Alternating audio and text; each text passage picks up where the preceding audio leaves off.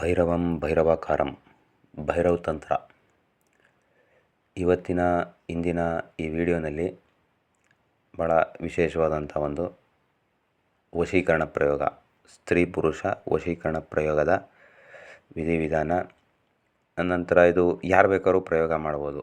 ಇಂಥವರೇ ಮಾಡಬೇಕು, ಅಂಥವರೇ ಮಾಡಬೇಕು, ಮಂತ್ರ ಬರೋವರೇ ಮಾಡಬೇಕು, ಆ ಥರ ಎಲ್ಲ ಏನಿಲ್ಲ. ಸಾಮಾನ್ಯರಾಗಿರೋಂಥವ್ರು, ಜನಸಾಮಾನ್ಯರು ಯಾರು ಬೇಕಾದ್ರೂ ಮಾಡ್ಬೋದು. ನಂಬಿಕೆ ವಿಶ್ವಾಸದಲ್ಲಿ ಇದನ್ನ ಪ್ರಯೋಗ ಮಾಡಿದ್ದಲ್ಲಿ ಒಂದು 48 ದಿವಸ ಅಥವಾ 2 ತಿಂಗಳೊಳಗಡೆ ಇದರದ್ದು ರಿಸಲ್ಟು ಸಿಕ್ಕುತ್ತೆ. ಇದು ಆ ರೀತಿ ಒಂದು ಪ್ರಭಾವಶಾಲಿಯಾದಂಥ ಒಂದು ಶಕುನ ಯಕ್ಷಿಣಿ ಪ್ರಯೋಗ, ಇದು ವಶೀಕರಣ ಪ್ರಯೋಗ. ಇದು ಈ ರೀತಿ ಪಲ್ಲಿ ಈ ವಿಡಿಯೋನಲ್ಲಿ ನಿಮ್ಗೆ ಕಾಣ್ತಾ ಇದೆಯಲ್ಲ, ಈ ಪಲ್ಲಿನ ಶಕುನ ಯಕ್ಷಿಣಿ ಅಂತ ಕರೆಯುವಂಥದ್ದು. ಇದನ್ನು ಸಾಮಾನ್ಯವಾಗಿ ಗೊತ್ತಿರೋರಿಗೆ ಗೊತ್ತಿರುತ್ತೆ, ಕೆಲವು ಗೊತ್ತಿದ್ದವ್ರಿಗೆ ಇದು ಶಕುನ. ಇದು ಯಾವಾಗಲೂ ಇದು ಮನೆಗಳಲ್ಲಿ ಕೂಗ್ತಾ ಇರುತ್ತೆ. ಇದು ಕೆಲವೊಂದು ವಿಚಾರ ಮಾತಾಡಬೇಕಾರೆ ಕೂಗಿದಾಗ ಇದರದ ಮೇಲೇ ಸಾಕಷ್ಟು ಡಿಪೆಂಡ್ ಆಯ್ತಾರೆ ಜನರು.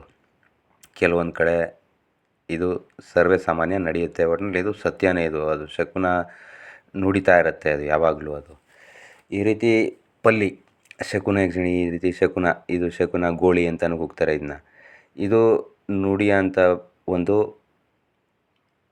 ಜಂತು. ಇದು ಈ ರೀತಿ ಕೆಲವೊಂದು ಸಂದರ್ಭದಲ್ಲಿ ಸತ್ತೋಗಿರೋಂಥದ್ದು ಸಿಕ್ಕಿದಂಥ ಸಂದರ್ಭದಲ್ಲಿ ವಿಶೇಷವಾದಂಥ ಒಂದು ವಶೀಕರಣ ಭಸ್ಮನ ತಯಾರು ಮಾಡ್ಬೋದು, ಪ್ರಭಾವಶಾಲಿಯಾಗಿರೋಂಥದ್ದು. ಅಂದರೆ ಇದು ಯಾವ ದಿವಸ ಬೇಕಾದ್ರೂ ಇದನ್ನ ಮಾಡ್ಬೋದು. ಇಂಥ ದಿವಸ ಅಂಥ ದಿವಸ ಅಂತ ಏನಿಲ್ಲ, ಯಾವ ದಿವಸದಲ್ಲಿ ಬೇಕಂದ್ರೂ ಇದನ್ನ ಪ್ರಯೋಗ ಮಾಡ್ಬೋದು. ಅಂದರೆ ಈ ರೀತಿ ಸತ್ತಿರೋಂಥ ಸಿಕ್ಕಬೇಕು, ಆವಾಗ ಮಾತ್ರ ಪ್ರಯೋಗ ಮಾಡೋಕ್ಕೆ ಸಾಧ್ಯ. ಇದಕ್ಕೆ ಜೀವಹಾನಿ ಮಾಡಬಾರ್ದು, ಪ್ರಾಣಹರಣ ಮಾಡಬಾರ್ದು, ಹೊಡೆದು ಸಾಯಿಸಬಾರ್ದು.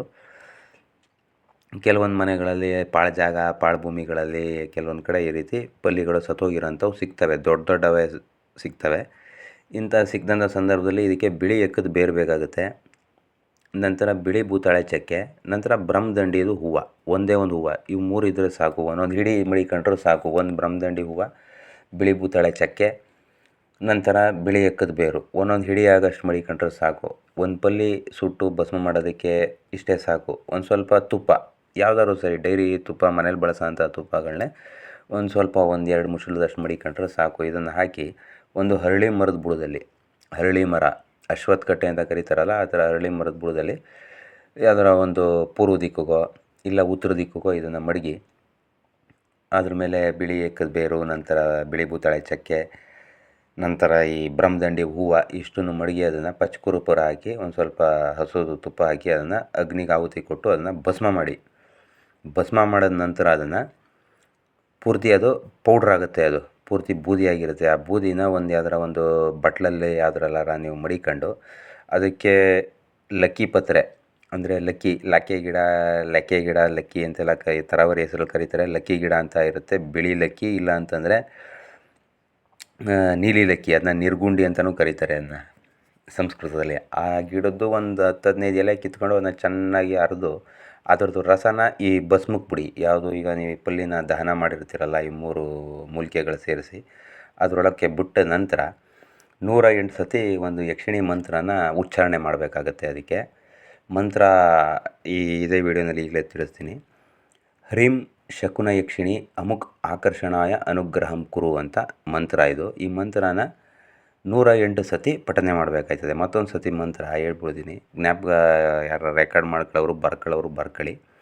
ಹ್ರೀಂ ಶಕುನ ಯಕ್ಷಿಣಿ ಅಮುಕ್ ಆಕರ್ಷಣಾಯ ಅನುಗ್ರಹಂ ಕುರು ಅಂತ 108 ಸತಿ ಇದಕ್ಕೆ ಮಂತ್ರದಲ್ಲಿ ಇದಕ್ಕೆ ಆದೇಶ ಮಾಡಿ ಇದನ್ನು ಮಡಿಕೊಂಡು, ಇದನ್ನು ಸಮಯ ಸಂದರ್ಭ ಸಿಕ್ಕದಂಥ ಸಂದರ್ಭದಲ್ಲಿ ಪಂಚನೈರ್ಮಲ್ಯ ಅಂದರೆ ಮೈಯನ್ನು ಕೊಳೆ, ಕಿವಿ ಕುಗ್ಗೆ, ವೀರ್ಯ ಇತ್ಯಾದಿ ಅಂಥವನ್ನೆಲ್ಲ ಇದರಲ್ಲಿ ಬೆರೆಸಿ ಇದನ್ನು ಯಾರಿಗೆ ನೀವು ಇಷ್ಟಪಡ್ತೀರೋ ಅಂಥವ್ರಿಗೆ, ಪತಿ ಪತ್ನಿಯರು ಅಥವಾ ಲವ್ವರ್ಸ್, ಪ್ರೇಮಿಗಳು ಹಂಗೆಲ್ಲ ಇರ್ತಾರಲ್ಲ ಅಂಥವ್ರಲ್ಲಿ ಇದನ್ನು ಹೊಟ್ಟೆಗೂ ಕೊಡ್ಬೋದು.